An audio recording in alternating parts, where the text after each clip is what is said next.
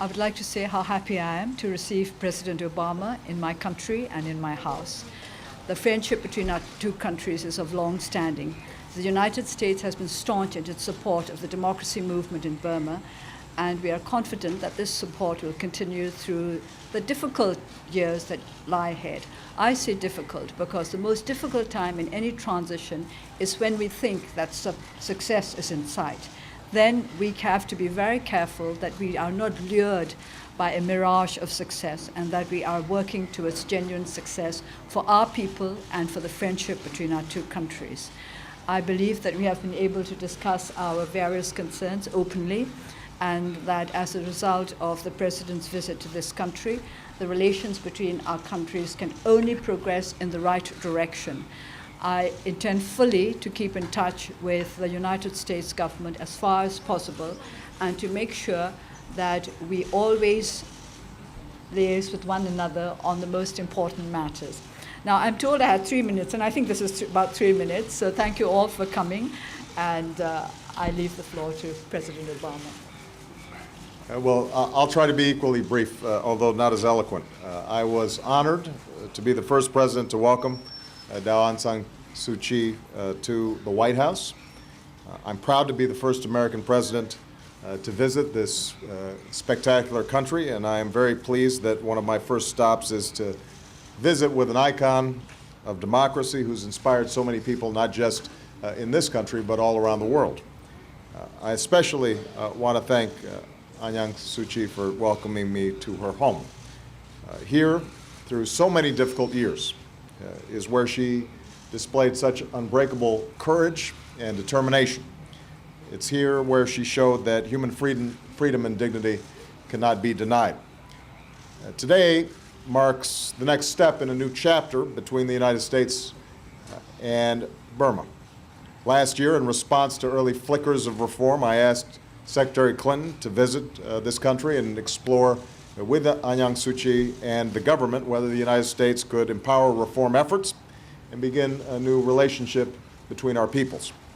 In the years since, we've seen some very encouraging progress, including Aung San Suu Kyi's release and election to Parliament, the release of political prisoners, the lifting of restrictions on the press, and new laws to expand labor rights and eliminate the use of child soldiers. And at my direction, the United States has responded to support these reforms, including the easing of sanctions. Now, as a former legislator myself, I followed your role in the new parliament with interest and admiration. Real democracy involves having different branches of government check and balance each other, and I applaud your efforts in that regard, particularly as the head of the Committee of the Rule of Law. In my discussions here in Yangon, our goal is to sustain the momentum for democratization. That includes building credible government institutions, establishing rule of law, ending ethnic conflicts, and ensuring that the people of this country have access to greater education, health care, and economic opportunity. And I want to make a pledge to the people of this country that I am confident we can keep, and that is if we see continued progress towards reform, our bilateral ties will grow stronger, and we will do everything we can to help ensure success. I'm so happy, by the way, to be joined by Secretary Clinton. This is her last foreign trip that we're going to take together, and it is fitting that we've come here to a country that she has done so much to support. Where'd Hillary go? Where is she? There she is. So,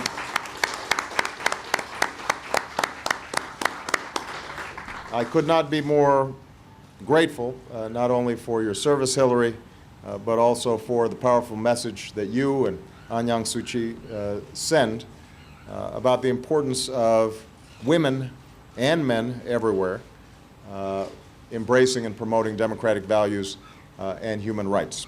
So again, I want to thank you, Aung San Suu Kyi, for your extraordinary hospitality and grace, the power of your example, which has been an inspiration to people all around the world, including myself.